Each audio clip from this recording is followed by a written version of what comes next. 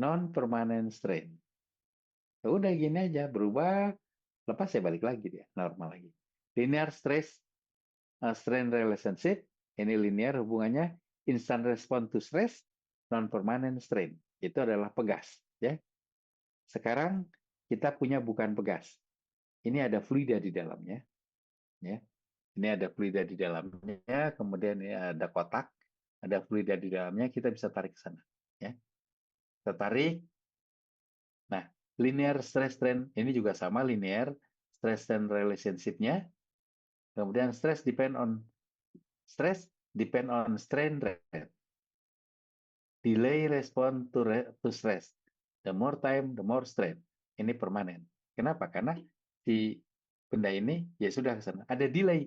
Yes. Kenapa delay? Karena ini dalam kondisi ini gambaran ada fluida yang bergerak ke sana berubah. Ya. Kenapa? Karena ditekan ke sana fluidanya akan berubah. Nah itu akan menyebabkan terjadi delay respon. Ditekan butuh waktu untuk berubah posisi. Oke, nah ini set, oke berubah. Ya, ini hasilnya nih yang. Oke, sekarang yang berikutnya, yang tadi linear viscous, ini linear elastis, ini linear viscous, ini adalah perfect plastik.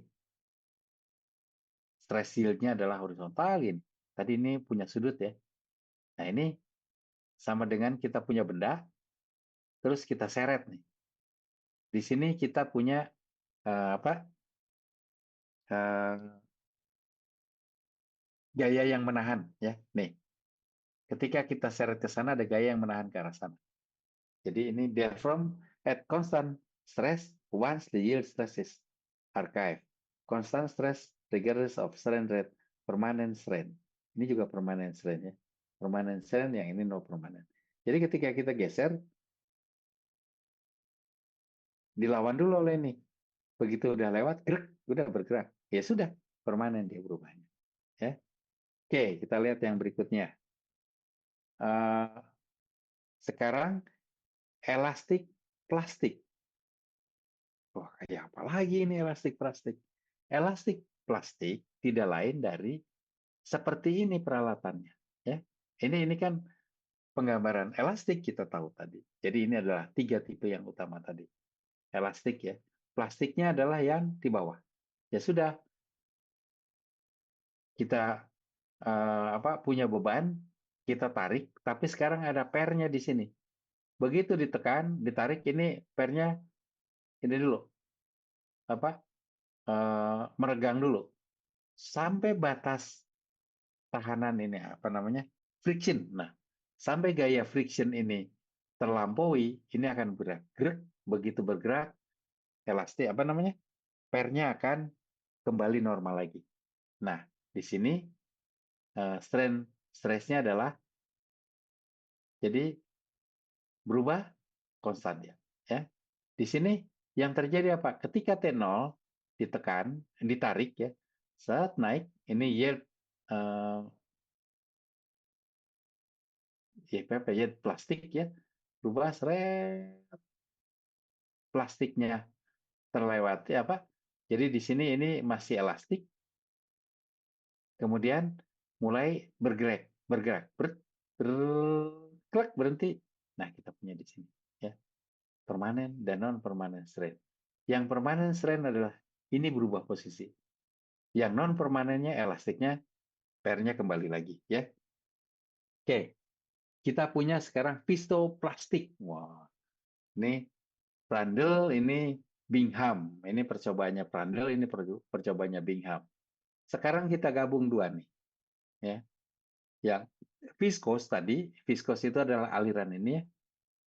Ini dia akan lewat sini, makanya ini ada delay. Nah, delaynya adalah ini. Jadi T0 begitu yield plasticity-nya mulai terlewati, dia akan naik. Klik, terus ya permanen. Jadi sama ini. Ketika ditarik nih ada delay. Kenapa? Karena ini bergeraknya delay dulu. Nah ini set berubah ya udah jadi. Terus begitu ini bergerak, berhenti, ini posisinya sudah permanen. Yang ini juga permanen. Ya. Tapi ada delay dulu. Kita lihat kalau di sini tidak ada delay. Ya. Nah, ini delaynya karena sini tadi. Sekarang viskoelastis. Oh, viskoelastis ya sudah. Viskos dengan elastis. Ini si Kelvin yang bikin ya. Nah, begitu ditarik, ada delay, kemudian permanen. Ya. Nah, di sini uh, strain stressnya adalah linear. Ya. Ini sama juga ini. Tadi ya, kalau yang ini horizontal aja. Yang ini sekarang bagaimana dengan time-nya? Ketika ditarik pertama kali, itu ini berubah, yang ini ada delay. Makanya ini naiknya pelan. Sampai sini, ini sudah berubah. Kembali balik lagi. Ini kembali lagi. Ya. Ini non-permanent strain. Ya. Jadi ini balik lagi nih yang ini. Sini ya. Ke nol lagi. Jadi ininya yang ke nol lagi. Nah sekarang, kalau yang ini, viskoelastik, ini viskoelastik dari Kelvin, ini viskoelastik dari Maxwell. Ini rada beda nih. Ya. Kalau tadi kita paralel, ini kita seri. Ya benar, ini paralel, ini seri. Ketika kita seri, ketika ditekan, nih ya, ini akan terjadi elastik dulu. Yang ini kan pernya lepas dulu nih. Terus ini perlahan akan bergerak. Jadi delay, seret. Setelah selesai, berhenti dia. Nah ini ada permanen. Yang ini non permanen balik lagi, ya. Oke, sekarang apalagi general lagi. Waduh, ini general lagi. Ini kayak gini nih, kayak viskoelastik. Tapi sekarang viskoelastiknya kita gabung antara viskoelastik Kelvin dan Maxwell. Hasilnya adalah ketika ditarik pertama kali, ini akan melar ya, elastik. Perlahan-lahan secara delay ini akan bergeser. Nah ini. Setelah selesai, itu akan terjadi penurunan dan kita akan dapatkan permanen. Jadi ini berubah secara permanen. Ya. Oh ini, sorry yang ini harusnya di sini, sekarang digambarnya di belakang ya biar gampang ya. Oke, nah kita akan dapatkan permanennya ada tapi sisanya adalah non permanen. Kenapa? Karena ini akan balik lagi. Begitu kita punya pair, maka akan ada non permanen. Ya, oke. Nah ini adalah teori dari material ketika ditekan. Ya, dalam hal ini di sini gambarnya adalah ditarik ya percobaannya. Dari tiga yang linear elastik, linear viscous, dan perfectly plastic, dari tiga ini, kemudian kita punya 1, 2, 3, 4, 5 ini apa kombinasi. Ya, ada lagi oh nggak ada. Nah, kita bisa menghitung yang modulus. Yang modulus di sini yang E tadi. Buat apa ini? Nah, ini agar kita tahu kekuatan batuan ketika ditekan. Ya, nih Westerly granit adalah minus 5,6.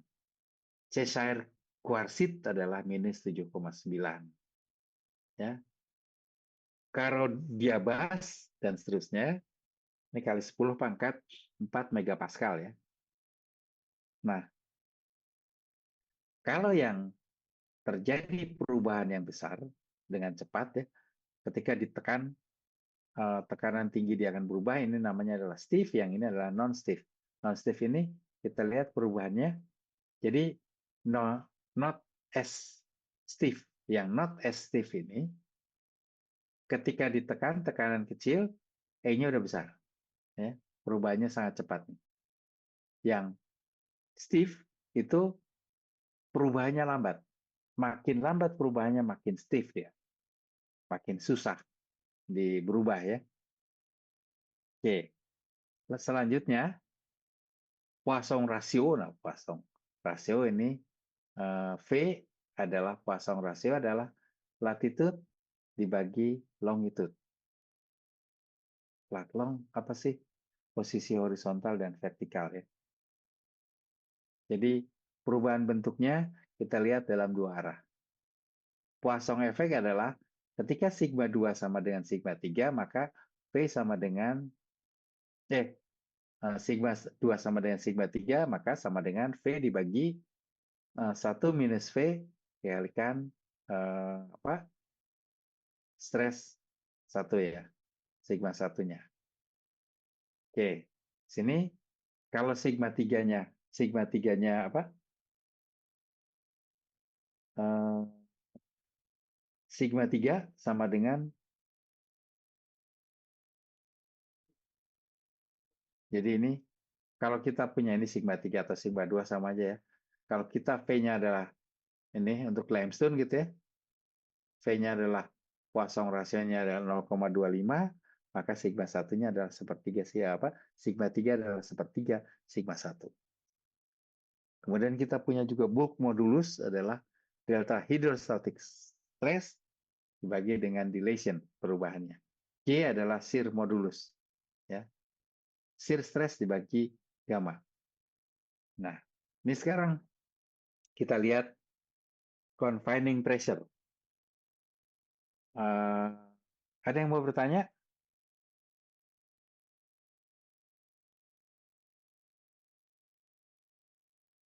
Oke, kalau nggak ada yang mau bertanya, kita akan lanjutkan. Pak, Sekarang kita lihat, ya, boleh, boleh. izin tanya Pak, berarti Ya. kalau yang suatu batuan itu dia memiliki sifat plastis itu tergantung mineralnya juga ya Pak, yang dilihat dari ini Pak. Dari sini atau dari sini juga sama. Yes, ya. Kita lihat yang modulus maupun Poisson rasio sama, menunjukkan bahwa setiap mineral itu memiliki sifat yang berbeda-beda, ya, reologi yang berbeda. Makanya reologi adalah sifat fisik dari uh, batuan tersebut. Itu akan digait dari sebetulnya dari mineralogi, di mana mineralogi ujung-ujungnya adalah ikatan atomnya. Betul, betul sekali. Ya. Makanya di sini bervariasi nih, iya, bervariasi. Poisson rasio maupun ininya apa modulus yang. Gunanya apa sih? Gunanya adalah ketika kita mengetahui Poisson rasio, modulus yang, kemudian kita bisa tahu sifat fisis dari batuannya. Terus kalau kita mau membuat crack, ya, bagaimana caranya? Atau mungkinkah kita bisa membuat crack dengan menambahkan stres yang tidak terlalu besar? Stresnya seperti apa? Biasanya bukan stres yang kita akan tambahkan. Kalau ingat apa pada saat kita bermain dengan tadi harusnya saya tunjukkan, tapi nggak ada tadi ya.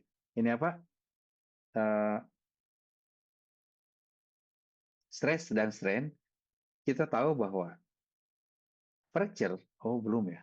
Fracture itu bisa dibangun ketika stres dan strainnya kita biarkan, ya. Jadi kita punya batuan gitu di kedalaman sekian, stresnya sekian, strainnya sekian. Kita nambah stres berat. Kenapa? Karena stres di situ kalau kita tambah berarti kita harus membebani. Beban apa yang kita bisa timpakan di atasnya pakai gunung? Nggak mungkin lah. Satu-satunya cara adalah dengan kita meninggikan tekanan pori. Ya. Begitu pressure porinya kita besarkan, maka stres efektifnya akan bergeser ke kiri. Ya. Nah, itu mungkin yang harus saya jelaskan di yang tadi ya. Sebentar. Jadi bukan reologi berarti yang mana tadi sudah saya close lagi. Belum, belum, belum.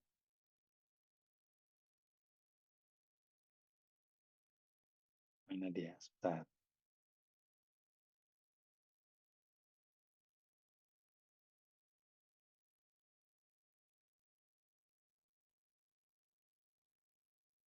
Oke, ini adalah stress deviatorik ya. Halaman ini saya akan copy dulu sebentar. Copy, saya pindahkan ke sini. Serologi di halaman, oh ini dia sebelum ini. Oke ya, jadi dengan kita tahu sifat ini, seberapa besar tekanan kita bisa berikan agar terjadi fracture. Kan tadi kita tahu nih, sebentar balik lagi dari sini, kita balik lagi ke sebelumnya. Nah ini adalah fracture. Ya, ini fracture. Ini yang permeability apa? Uh, yang jelas kita mau membuat fracture ya. Nah terus tadi sebentar kita tahu juga di awal yang ini kita berharap ini ya terjadi break. Nah caranya adalah dengan kita tambahkan ini ya. Ini kita geser ke sini. Apa? Dengan kita deviatorik ini kita geser ke sana. Jadi ini diberi tekanan pori ini akan bergeser ke sana. Makin besar tekanan porinya, makin geser ke sini sehingga kita bisa mendapatkan fracture. Ya, oke, kira-kira seperti itu. Oke, nah sekarang mudah-mudahan jelas ya. Nah sekarang kita akan teruskan confining pressure. Confining pressure apa sih? Confining pressure adalah pressure yang tadi kalau di apa? Kalau di triaxial stress sebelum kita berikan sigma 1, sebelum kita tekan, kita beri dulu stres dari fluida, itu adalah confining pressure, tekanan sekitarnya. Jadi, satu crown point limestone, makin tinggi confining pressure-nya, makin susah kita pecahkan. Ya, perhatikan. Jadi, kalau confining pressure-nya ini rendah, sedikit di atas 200 Pascal, dia sudah mulai plastis. Softening, break ke sana ya. Ini sama juga. Makin tinggi, makin besar tenaga atau tekanan yang diperlukan untuk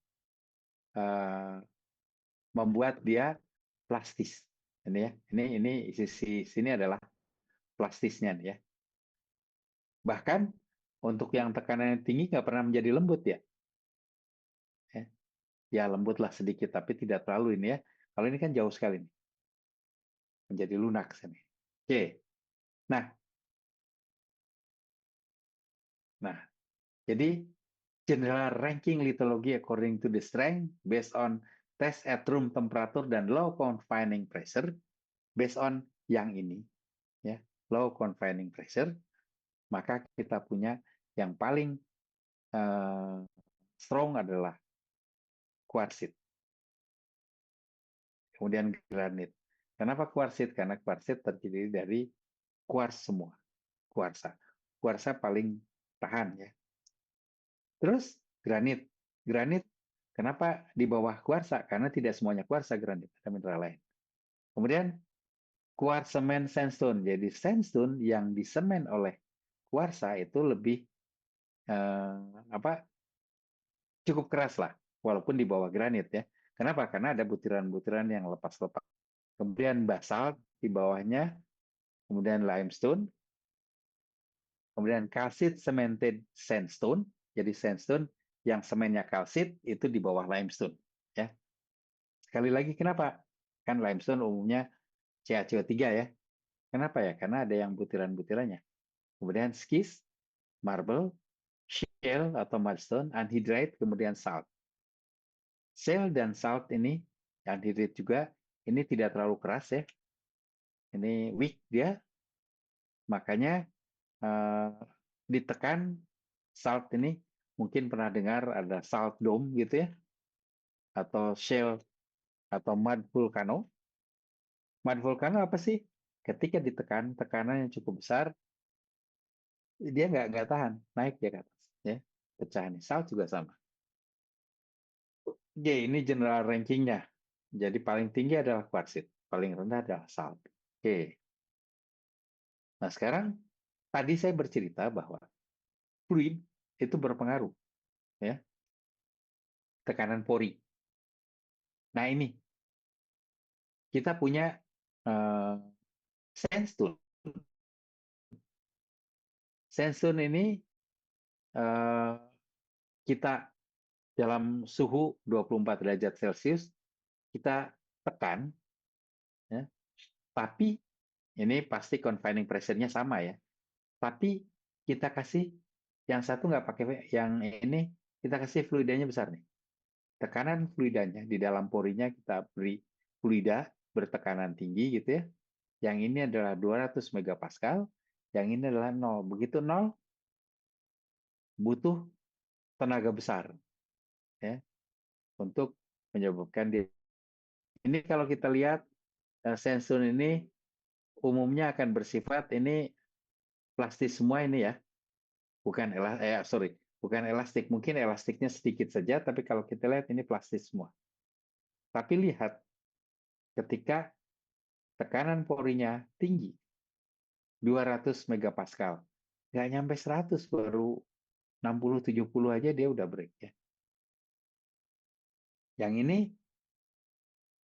butuh, ketika 150 butuh 180-an lah. Ketika 100 megapascal dia butuh ya berapa nih? 280. Yang ini 50 megapascal di atas 300. Yang ini lebih dari 400 ya. Nah, 400 berapa nih? 20-an lah. Oke, ini adalah efek dari pore fluid. Jadi, nanti kita akan lihat juga bahwa kalau nggak salah setelah ini ya, kita bagaimana eh, membuat fracture, ya, how to make fracture, maka kita harus ingat rheologi ini. Ya, dari sini kita tahu bahwa dia pecah. Ya, tekanan fluida, P fluida, tekanan fluida di dalam porinya. Oke, berikutnya temperatur. Temperatur juga sama. Makin tinggi temperaturnya makin weak, makin lemah ya batuan itu. Jadi sekarang oke, ini strain rate. Nah, jadi sekarang kita lihat bahwa batuan selain kita tahu bahwa dia, sorry ini balik lagi sini, bahwa yang modulusnya berbeda-beda atau apa tadi Poisson rasionya juga berbeda-beda, ternyata juga tergantung dari confining pressure, pressure di sekitarnya. Makin rendah confining pressure, makin mudah dia berubah.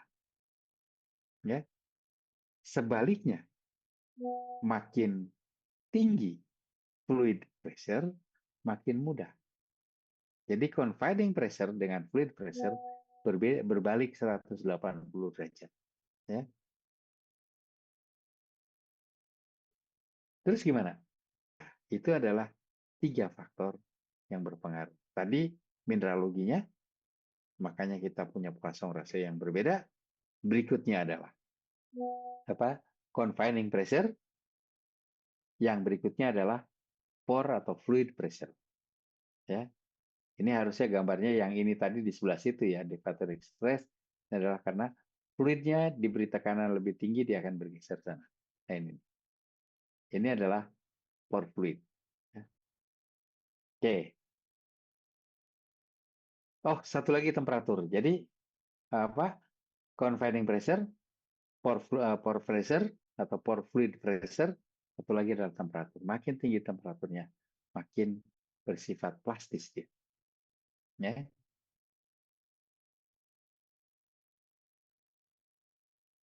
Nah, strain rate. Sekarang bagaimana kalau strain rate-nya kita naikkan?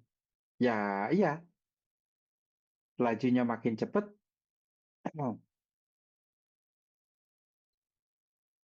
Bentar dulu. Jadi yield marble adalah 5.000 bar dalam suhu 500 derajat Celcius ya. Di sini udah ditunjukkan nih, suhunya 500 derajat Celcius. Terus ketika strain rate-nya, sorry, nih 3 kali 10 pangkat minus 8, di sini berubahnya. Ya. Ini strain ya, bukan time ya. Terus makin tinggi strain rate-nya, kecepatan strain-nya, nih, diferensial stress-nya makin besar.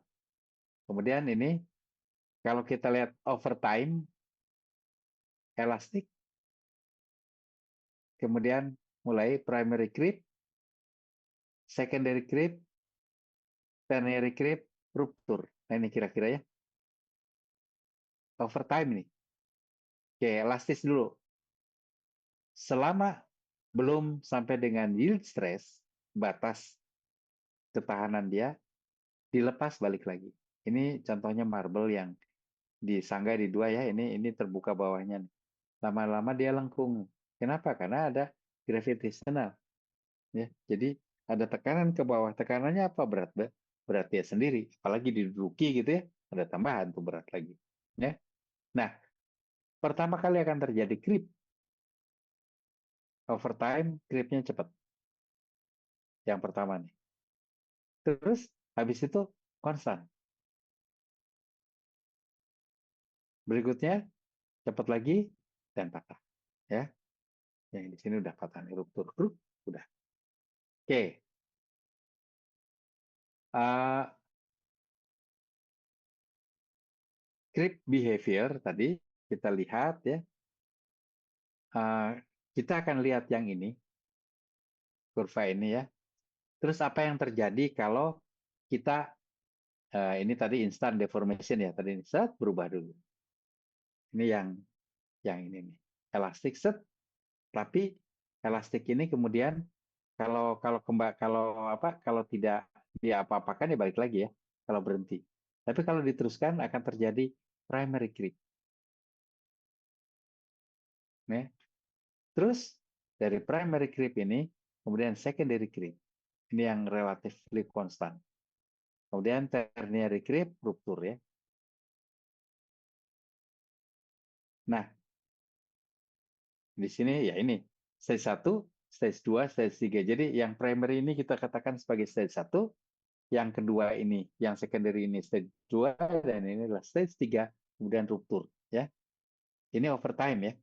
Terus bagaimana dengan strain stress-nya? Nah, hubungan strain stress-nya adalah pertama kali kita akan lihat dia akan bersifat apa? Ini adalah bersifat elastis, yang ini tadi. Ya, elastis. Set. Terus sampai sini dia melewati yang ini. Apa? Stress yield dia namanya. Yield stress, oke, yield stress. Nah, ini. Kemudian setelah yield stressnya terlewati, ke sini dia akan hardening dulu. Hardening yang ini. Kemudian creep terjadi, failure, ya. Yang ini adalah plastis deformasi, ya, plastis. Yang ini adalah elastik. Sekarang dari sisi ini kita lihat ini adalah sama dengan tadi elastik. Kemudian ini primary creep.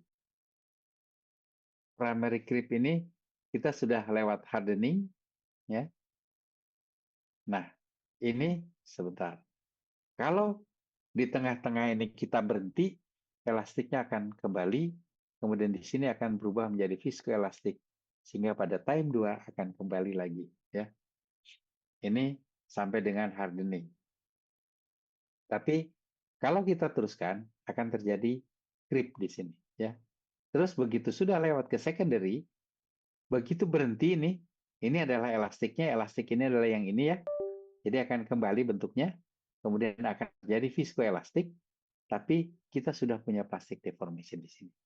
Yang sini masih di primary creep, itu tidak, ya. Viskoelastiknya berjalan. Masih ingat ya viskoelastik ya?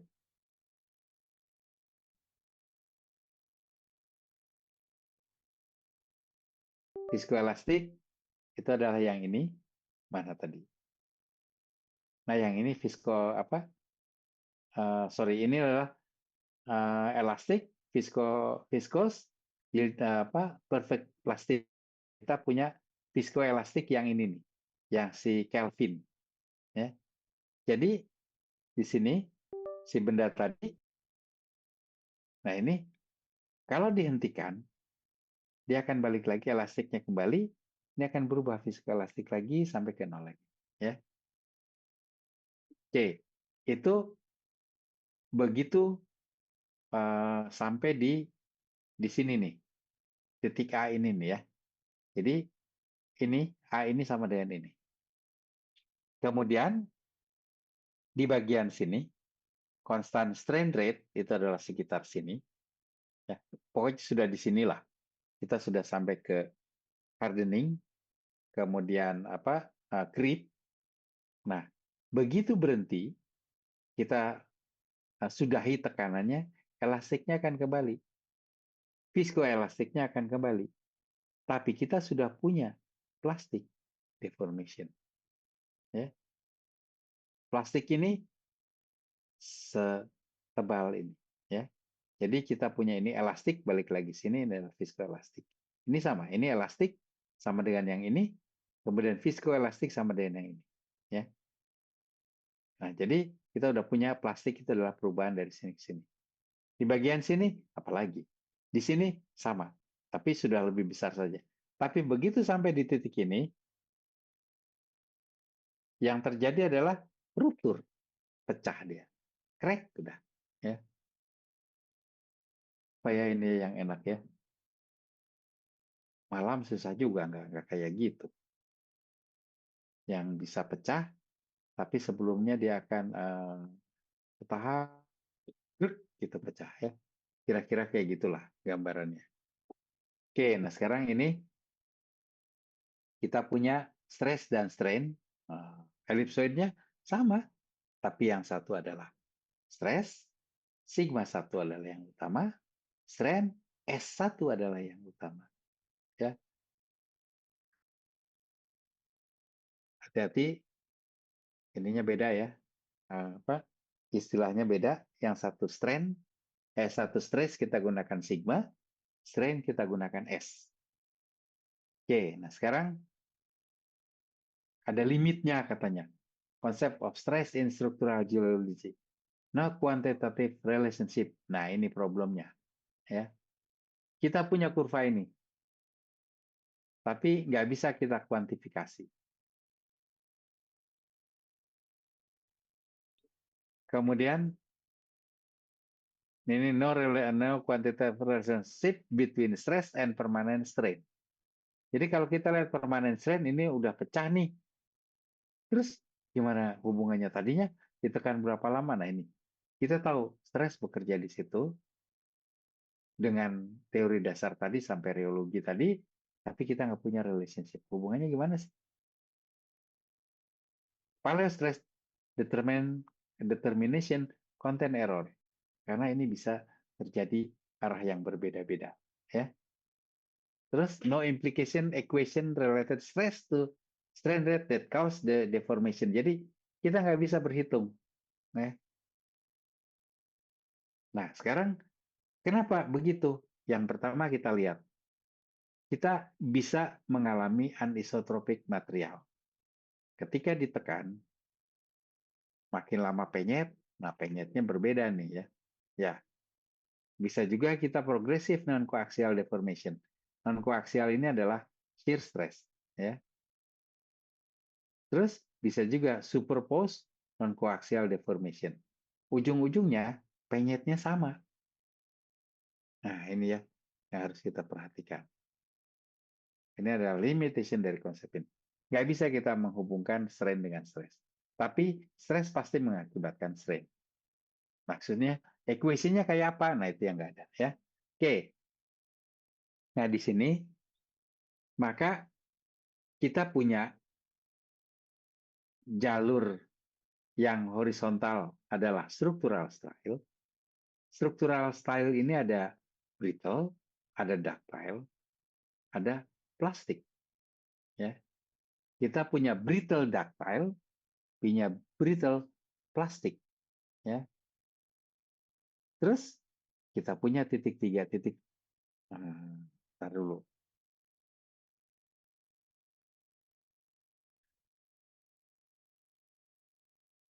Yang 4 ini yang kita nggak punya nih ya.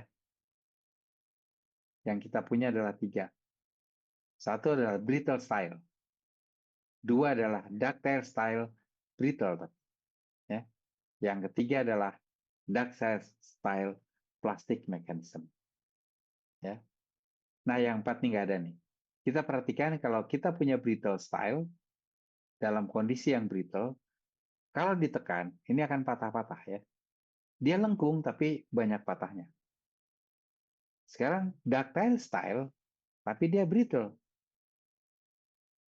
Microscopic, kita punya apa? Ini adalah frictional ya. Jadi ini masih ada tapi skalanya mikroskopis ya.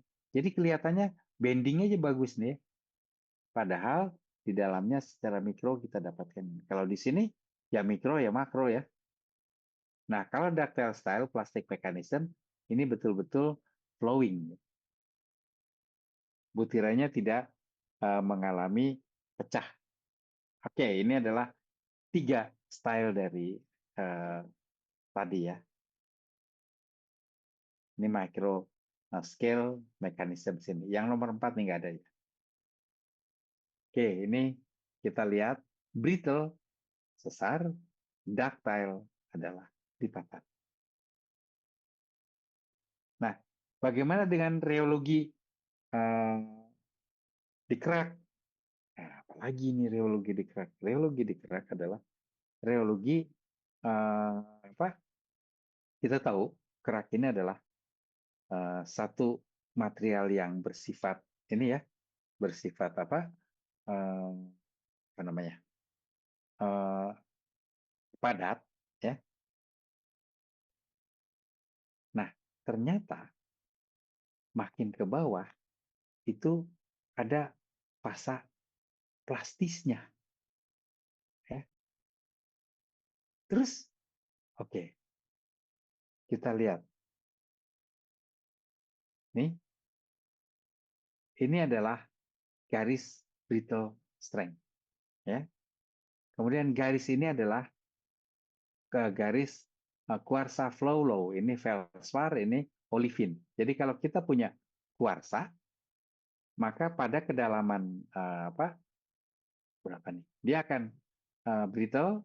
Jadi di sini adalah brittle, kemudian di sini akan bersifat plastis. Ya.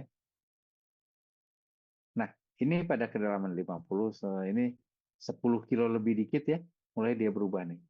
Akhirnya jadi plastis. Ya. Yang felspar itu lebih dalam lagi, hampir 20 kilo lah. Olivin itu sekitar 50 kilo. Nah, ini dikerak ya. Sekarang ini kita berlakukan bagaimana uh, ininya sifatnya. Jadi kerak itu di bagian upper crust itu akan terjadi begini. Keras ya. Ini apa? Brittle plastik. Kemudian di middle crust itu terjadi plastik ya. Kemudian lewat dari situ, lewat dari middle crust, dia akan keras lagi, kemudian turun lagi di sini. Lower crust ya. Terus di bidang moho ini akan ada keras, mantelnya makin ini makin brittle, tapi lama-lama di sini kita akan punya ini lagi apa flow lagi atau plastik lagi. Nah ini ternyata berbeda kalau kita punya dry dan wet. Ya. Di atas ini upper crust ini kita punya brittle, middle. Nah, lower crust kalau wet, basah, nggak ada brittle-nya. Tapi kalau dry, di sini ada brittle dulu, baru plastik. Ini brittle lagi, baru plastik. Ya. Ini sama. Ini brittle, plastik. Ya. Nah, ternyata wet berarti basah ya, mengandung fluida lah. Berarti kalau mengandung fluida akan lebih mudah. Kalau kita lihat ya, lebih mudah. Dia akan menjadi plastis. Ya. Bahkan di lower crust itu nggak punya brittle-nya. Makanya kenapa kalau kita di lower crust, kita biasanya akan dapat yang ini, yang apa? Biasanya kita nyatakan nih, ini perhatikan ya, yang ini adalah sekitar 15 kilo nih. Makanya dari atas nih upper crust ini brittle, mulai di sini dia kita punya ini apa masa transisi nih, ya. Ini sampai dengan 20-an gitu ya. Dari sini ke bawah kemudian menjadi flowing atau plastik ya. Plastik information. Karena biasanya kita punya adalah wet. Kalau dry kayak gini. Apakah ini terjadi? Sepertinya ini terjadi juga di alam. Ketika kita punya ininya apa? Kerasnya adalah dry, ya. Jadi kita punya berita lagi di bawah. Apa sih efeknya ini? Efeknya adalah kita balik lagi ke sini. Nah ini, di mana terjadinya ductile? Ductile terjadi itu di sini. Di sini. Kalau kita punya wet. Tapi kalau kita punya dry di sini atau di sini. Yang ini nggak usah lah yang ini kita bicarakan karena di bawah ini, di bawah moho kita sudah punya mantel ya. Ini olivine dominated nih. Ini batas ini adalah batas ini sifat dari kuarsa, ini adalah feldspar dan ini adalah sifat olivine ya. Ini tadi olivine ini tadi ya dari sini. Gambar ini setara terus ke sana. Ini brittle strength-nya. Jadi brittle plastik di sini akan naik lagi menjadi brittle lagi, plastik lagi, brittle lagi, plastik lagi. Ya. Kita bicarakan yang ini saja dulu. Sampai bawah ternyata begitu. Tapi yang bawah ini adalah kita di apa namanya ini? Di mantel ya. Kok di mantel? Di upper mantle, sorry. Lithosfer itu terdiri dari kerak dan upper mantle. Di mana lithosfer ini dianggap rigid. Terus lihat di sini. Plastis dia. Berarti bodinya adalah rigid. Ya. Oke, kira-kira itu yang bisa saya berikan. Kemudian kita lihat di sini mechanical behavior of rock. Rheology adalah apply for elastic and plastic material. Apa? Elastic and viscous material. Rheology is material respond that related stress and strain. Jadi rheology adalah respon atau sifat fisik material terhadap penekanan dan perubahan bentuk. Stress sama dengan material konstan dikalikan strain, Hooke's law ya. Elasticity adalah elastik ya. Ditekan atau ditarik dia akan berubah, begitu dilepas balik lagi. Ini adalah instant non-recoverable atau non-permanent material response. Elasticity adalah derived from chemical bond among atom in the rock. Jadi ini adalah akibat dari ini apa? Ikatan kimia dari atom, unsur-unsur atom yang ada di dalam batuan. Viscosity ini adalah time dependent. Ini bersifat permanen. Jadi viscosity ini elastik dan viskos itu adalah sifat yang umum terjadi ya. Tadi kita lihat viskos ini, jadi dia berubah bentuk permanen ketika ditekan. Terus ya kalau tekanannya lama dengan tekanan sebentar berbeda. Makin lama tekanannya makin penyet dia. Kira-kira gitulah. Kalau kita punya malam, kita tekan perlahan gitu. Terus makin lama makin penyet dia. Kira-kira gitu. Viscosity ya. Kalau cuma sebentar ya penyetnya sedikit, tapi kalau makin banyak ditekannya ya penyetnya makin banyak gitu ya. Makin pipih dia. Fracture adalah catastrophic rupture of those chemical bond to make a surface through the rock having no cohesive. Jadi fracture adalah rekahan. Itu ada bersifat ruptur, pecah ya. Ikatan atomnya pecah. Jadi kohesifnya udah lepas. Kalau viscose, plastis, kohesifnya masih ada. Kemudian apa fracture sudah. Friction is the resistance to sliding due to mechanical interaction across the surface lacking cohesion. Jadi friksi ini adalah gaya menahan, ya resistan, gaya menahan ketika suatu benda kita geser nih, ya. Nah ada gaya menahannya nih. Itu adalah mechanical interaction, ya, karena punya cohesive. Nah, crystal plasticity result from the movement of defect with crystal. Jadi crystal plasticity ini adalah plastisitas kristal, ya. Oke, ada pertanyaan?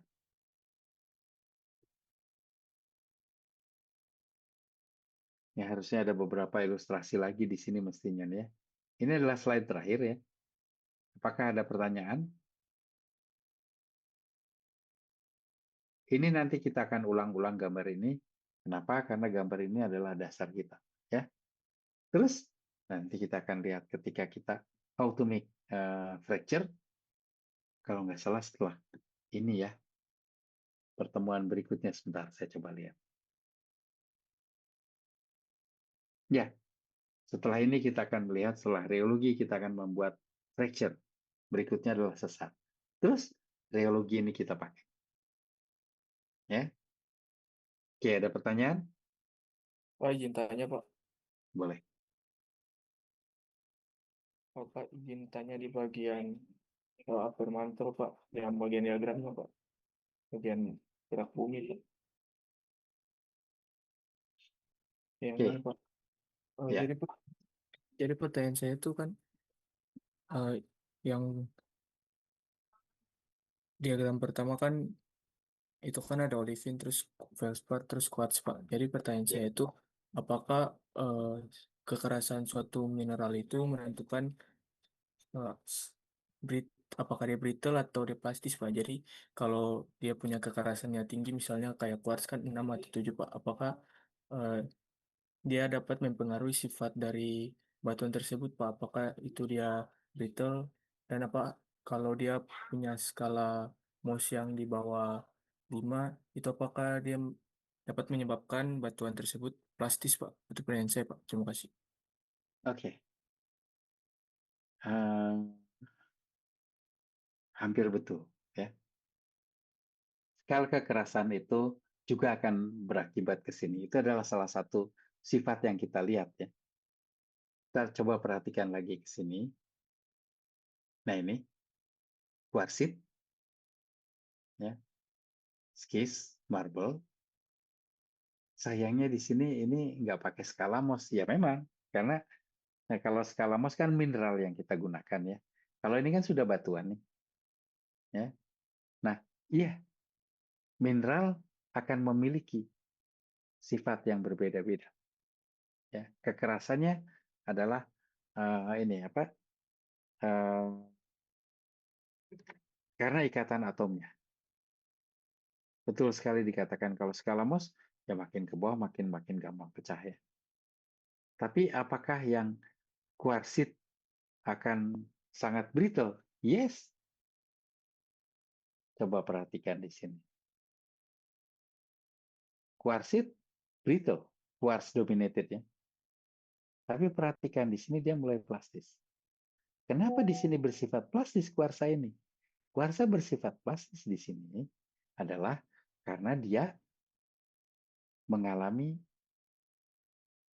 ini, mengalami ini. Temperaturnya naik, kemudian pore fluidnya juga naik, confining pressure-nya naik. Confining pressure-nya naik malah jadi masalah ya. Ini dua, temperatur dan pore fluidnya. Temperatur lah paling tidak yang paling hampir pasti kita bisa lihat ketika kita berada di sini. Ya, kenapa? Tekanannya makin besar, tapi temperaturnya makin besar. Makin besar temperatur, makin mudah dia untuk menjadi plastis. Ya. Kalau kita punya felspar, felspar itu begini.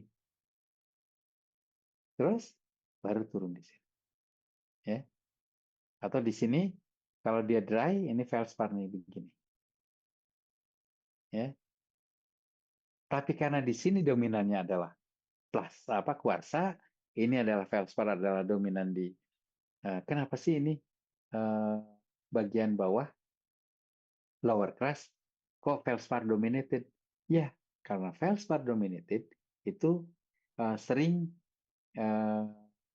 identik dengan batuan beku yang bersifat lebih basa. Yang atas lebih asam. Ya, makin mendekati permukaan, biasanya akan makin asam. Ini di kontinental ya. Kalau di laut beda lagi. Di kerak samudra beda. Ini di kontinental.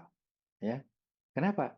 Karena makin ke atas, itu si magmanya itu makin banyak terkontaminasi. Ya. Jadi makin bersifat asam. Makanya kuarsanya lebih dominan di atas. Kenapa? Karena feldsparnya udah banyak di sini terbentuk. Yang ini olivin kenapa? Olivin dominated. Yes, olivin dominated di bawah. Karena sebelumnya di bagian upper mantle itu kita akan banyak mendapatkan olivin. Di bawahnya lagi peridotit. Tapi kayaknya mungkin peridotit ya beda jauh dengan olivin. Sehingga yang digunakan di sini adalah olivin. Ya, itu kira-kira. Yes, betul berpengaruh. Oke, Baik, Pak. Terima kasih, Pak. ada lagi pertanyaan?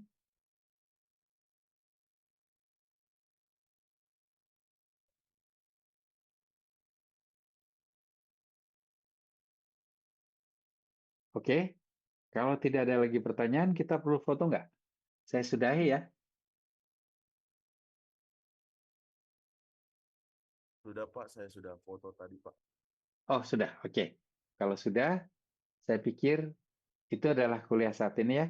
Nanti akan kita lanjutkan. Saya pikir eh, kita udah libur ya. Pak, Nanti mungkin maaf. Pak Meli akan memberitahu kapan kita kuliah lagi. Tapi yang jelas harusnya minggu ini adalah kuliah terakhir ya.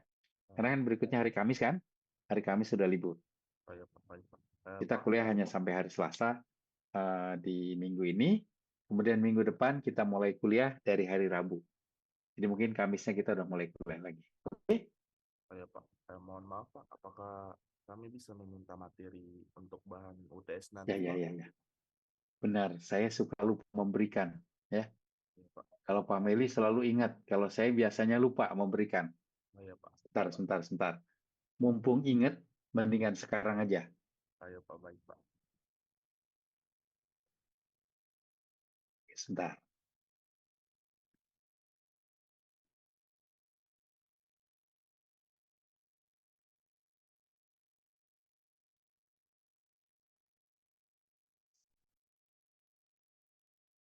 Oke, ini saya sudah berikan ya, reologi ya.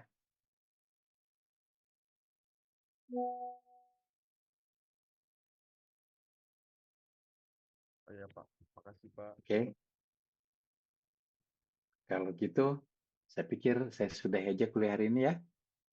Ya, baik, Pak. Baik, Pak. Terima kasih Pak. Oke, sampai jumpa lain waktu. Untuk yang merayakan, mohon maaf lahir batin ya. Selamat Idul Fitri, mohon maaf lahir batin. Maaf. Saya akan Baik, live. Pak. Terima kasih, Pak. Yuk, sama-sama. Terima kasih, Pak. Terima kasih, Pak. Terima kasih, Terima Pak. kasih, Pak. Yuk. Terima kasih, Pak. Terima kasih, Pak. Terima kasih, Pak. Terima kasih, Pak.